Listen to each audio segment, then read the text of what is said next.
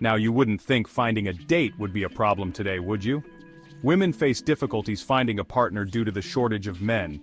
In some countries, women risk their lives living alone, or some of them become second or third wives, which they never wanted. Tinder, Grindr, Bigo, all those apps promising love at your fingertips. But what if I told you there are countries where women outnumber men to a staggering degree? Where the dating pool isn't so much a pool as a puddle, and not a very deep one at that. It's true. We're talking about a global man drought, and ladies, pack your bags because we're off to investigate. From the icy fjords of Scandinavia to the bustling streets of Eastern Europe, we're diving headfirst into the countries where women are facing a very modern dilemma, a shortage of eligible bachelors. Think of it as a worldwide game of musical chairs, and someone forgot to bring enough chairs. So, buckle up as we explore the fascinating world of love and longing in the 21st century, where finding the one might just involve a plane ticket and a phrase book. This is going to be fun. Ah, Norway! Land of breathtaking fjords, majestic mountains, and a surprising shortage of men? You heard that right. Turns out, even in a country known for its ruggedly handsome Vikings, finding a decent bloke can be harder than spotting a troll on a mountain hike. Now, Norwegian women, let me tell you, they're a formidable bunch. Independent, strong-willed, and let's not forget, absolutely stunning. Think towering blondes with eyes as blue as the Arctic ice, and you're halfway there. These women are used to conquering mountains both literally and metaphorically, but even they'll admit that finding a partner in crime, not literally of course, they're law-abiding citizens, is proving to be a challenge. Imagine you've just finished a day of skiing down a glacier. You're feeling invigorated, ready for a hot chocolate and a cuddle by the fire. But alas, there's no one to cuddle. That's the reality for many single Norwegian women. The gender imbalance is real, and it's making the dating scene more competitive than a reindeer race at the Winter Olympics. So, what's a modern-day Valkyrie to do? Well, some are turning to online dating, casting their nets wider in the hopes of landing a catch. Others are embracing singlehood, focusing on their careers, hobbies, and friendships. After all, who needs a man when you've got a pack of equally fabulous girlfriends and a lifetime supply of Brunost? But don't think for a minute that these women have given up on love altogether.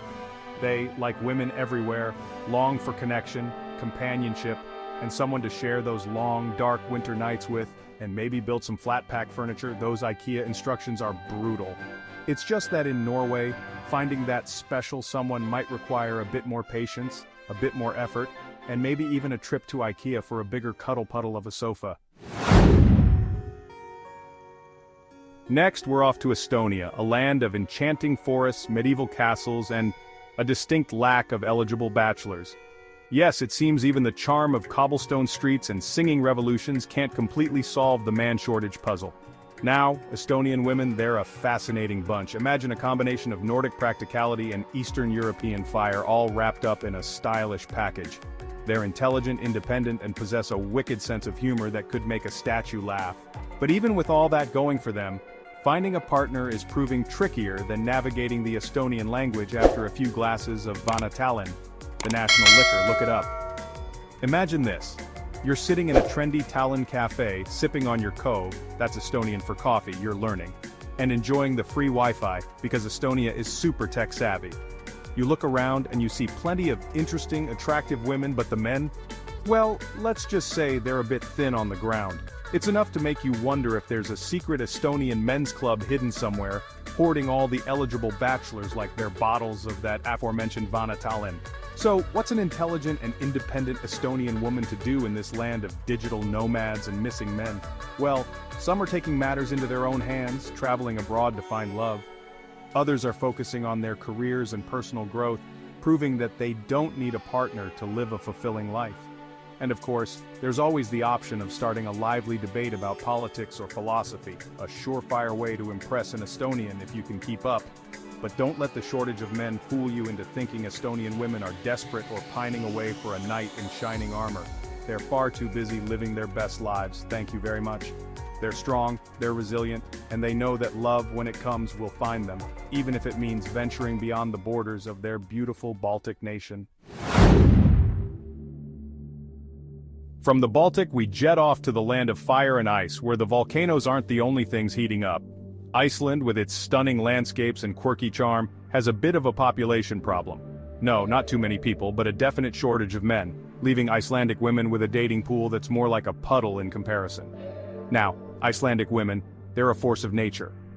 Independent, adventurous, and used to battling the elements, they're not afraid of a challenge. But finding a partner in a country where the sheep outnumber the men, well, that's a challenge even a Viking queen would find daunting. Imagine this, you're soaking in a geothermal spa, the northern lights dancing above you, and you're feeling relaxed and at peace. You glance around and all you see are happy couples, except they're all women. That's the reality for many single Icelandic women. The odds of bumping into a single available man are about as good as seeing an elf riding a puffin, which, let's be honest, would be amazing. So, what's a modern-day Icelandic goddess to do? Well, some are taking to the internet, hoping to find love beyond the volcanic shores. Others are focusing on their careers, their families, and their passions, proving that they're perfectly capable of living fulfilling lives without a partner. And then there's the rumor that some are even writing love letters to volcanoes. Hey, when in Rome, right? Or should I say, when in Reykjavik? But don't think for a minute that these women have given up on love. They, like all of us, crave connection, companionship, and someone to share those long, dark winter nights with, and maybe help them pronounce Eyjafjallajökull, because seriously, that volcano's name is a mouthful. It's just that in Iceland, finding that special someone might require a bit more creativity, a bit more patience, and maybe even a crash course in volcano seduction. Finally, we arrive in the land of czars, vodka, and a surplus of single ladies? That's right, even in a country as vast and diverse as Russia, the scales of love are tipped in favor of the fairer sex. It seems like there just aren't enough eligible bachelors to go around, leaving many Russian women wondering where all the good ones have gone. Now, Russian women, they're a captivating blend of beauty, brains, and that certain something that can make your head spin faster than a Cossack dancer. They're strong, they're passionate, and they know what they want, both in life and in love. But even with all that going for them, finding a partner in a country where the female population outnumbers the male by millions can feel like searching for a Fabergé egg in a snowdrift. Picture this, you're strolling through Red Square, the sun glinting off the onion domes of St. Basil's Cathedral, and you're feeling like you've stepped into a fairy tale. You look around and you see couples everywhere, except it's mostly groups of women, laughing, chatting, and wondering where they might find a decent date in this city of love and longing. So, what's a modern-day Russian princess to do? Well, some are turning to online dating, hoping to find their soulmate beyond the borders of Mother Russia. Others are focusing on their careers, their families, and their personal growth, proving that they don't need a partner to lead fulfilling lives. And then there's always the option of embracing the single life, enjoying the freedom and independence it brings. But don't let the numbers fool you into thinking Russian women are sitting at home, pining away for a knight in shining armor, or maybe a handsome cosmonaut. They're far too busy living their best lives, embracing their culture, and pursuing their passions. They're strong, they're independent, and they know that love, when it comes, will find them, even if it means venturing beyond the vast steppes of their homeland. So there you have it, a glimpse into the fascinating world of love and longing in countries where women outnumber men. It's a complex issue shaped by history, culture, and a whole lot of social factors. But one thing's for sure, these women are resilient, resourceful, and determined to find love on their own terms. From the icy plains of Iceland to the bustling streets of Moscow, we've seen how women are adapting to the challenges of a skewed gender ratio. They're embracing technology, expanding their horizons, and redefining what it means to be single in the 21st century. And who knows, maybe this global man shortage will lead to a more equal, more fulfilling approach to love and relationships where both men and women feel empowered to pursue their heart's desires wherever they may lead.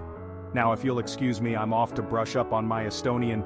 You never know when it might come in handy. Don't forget to like, subscribe, and tell us in the comments which country you think we should explore next.